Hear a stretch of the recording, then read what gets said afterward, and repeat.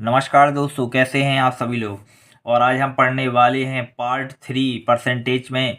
और अभी हमने इसके पहले 6 क्वेश्चन देखे थे। 7वें क्वेश्चन से आज हम इसमें देखने वाले हैं। तो आप देखिए, तो आज का जो हमारा सेशन बहुत ही अच्छा होने वाला है। हम शॉर्ट तरीके से मैथ्स को पढ़ रहे हैं। हमारा वीडियो ज़्यादा लंबा नहीं होता है क्योंकि हम केवल 6 क्वेश्चन ही देखते हैं और उसी के आधार पर आप बहुत सारे क्वेश्चनों को भी कर सकते हैं। हम पढ़ रहे हैं HD. Yadav Sharda publication book से। जितने भी क्वेश्चन हैं सभी को करने की कोशिश कर रहे हैं।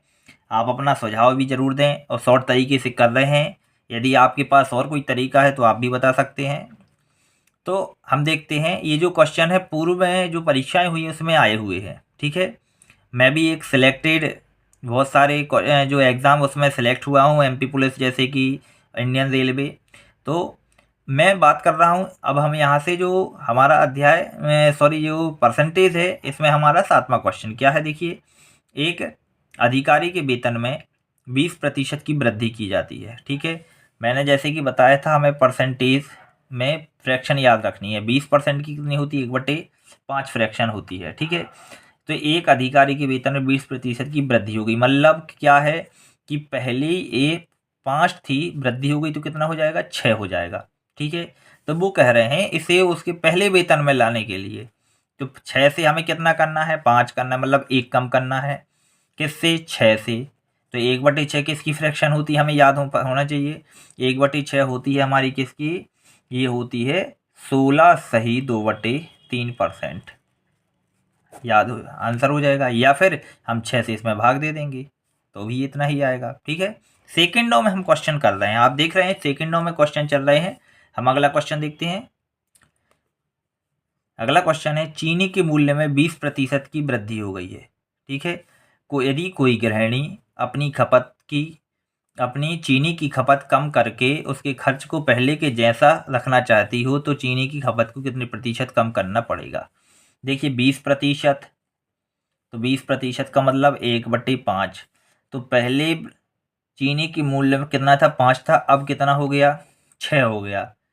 तो अब वो कह रहे हैं जब ये 5 का 6 हो गया है तो वो कह रहे हैं कि हमें 5 रुपये ही देना पड़े, तो उसको कितनी कम करनी पड़ेगी।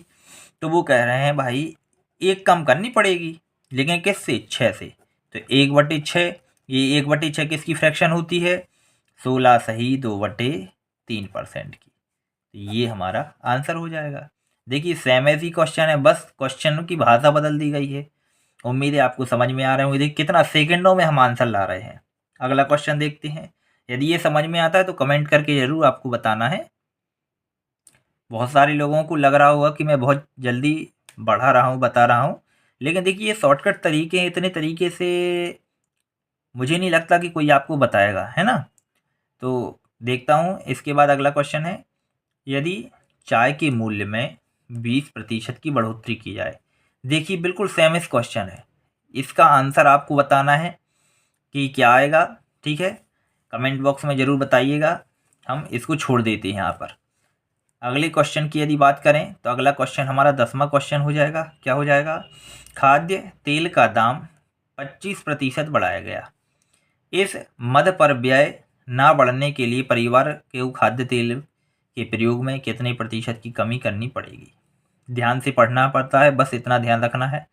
25% बढ़ गया तो 25% की फ्रैक्शन क्या होती है, ये बात हमें ध्यान रखना है, 1/4। तो 25% की भिन्न ये होती है, तो पहले क्या था, 4 था, लेकिन 25% खाद्य तेल का दाम बढ़ गया। तो 25%, 4 का 25% कितना हुआ, 1, तो वो कितना बढ़ गया, 5 बढ़ गया। तो 4 से कितना हो गया, 5 हो गया। अब वो कह रहे हैं कि हम तो 4 ही रुपये देंगे, तो उनको कितना कम तेल उपयोग करना पड़ेगा। तो हमें भाई कितना है, 1 कम करना है। किस पर कम करना है, 5 पर। तो 1/5, तो 1/5 किसकी फ्रैक्शन होती है, 20% की। आंसर हो जाएगा। ठीक है, अभी आप लोग यदि ये फ्रैक्शन याद कर लेते हैं तो ये तो आपको चुटकियों में सॉल्व हो जाएंगे, सेकंडों में आंसर निकलेंगे, यहाँ से हमारे बहुत सारा समय बच सकता है। चलिए अगला क्वेश्चन देखते हैं। ए का वेतन बी के वेतन से 30% अधिक है। चलिए पहले ये लिख लिया और ये बी लिख लिया। ए का वेतन जो है बी के वेतन से कितना अधिक है, 30% अधिक है। 30% का मतलब देखिए क्या है, ध्यान देना है। 30% ए तो बी, तो यहाँ देखिए, यहाँ पर हम देख लेंगे 10% का मतलब कितना होता है, 1/10। तो 30% का मतलब क्या हो जाएगा, 3/10। ठीक है, तो उन्होंने कहा बी के वेतन से 30% अधिक है, मतलब बी का वेतन कितना है, 10 है, तो उसका अधिक है 30%, मतलब तो उसका अधिक कितना हुआ, 3, तो ये हुआ 13। ठीक, अब ए का वेतन, जो ए का वेतन है बी के संदर्भ में कितने प्रतिशत कम है, तो भाई कितना कम है, 3 कम है।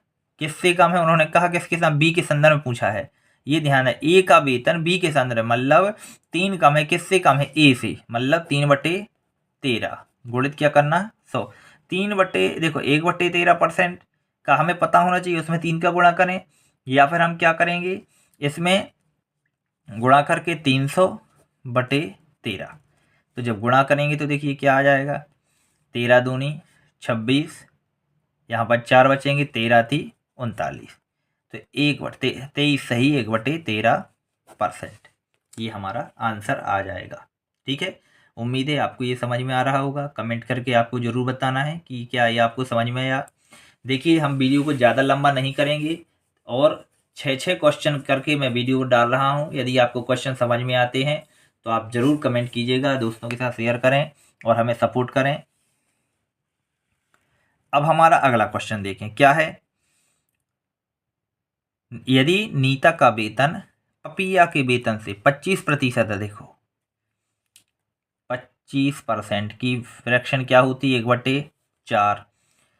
तो यहाँ पर हमें ध्यान देना है, यहाँ लिख लेना नीता, यहाँ पपिया,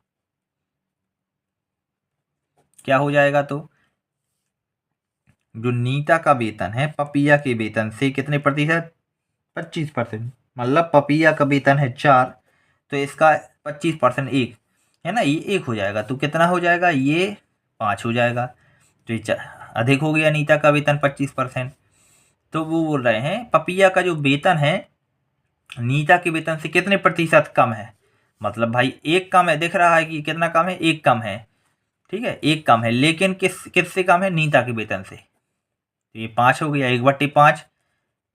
तो 1/5 किसकी फ्रैक्शन होती है, ये होती है 20% की। आंसर हो गया।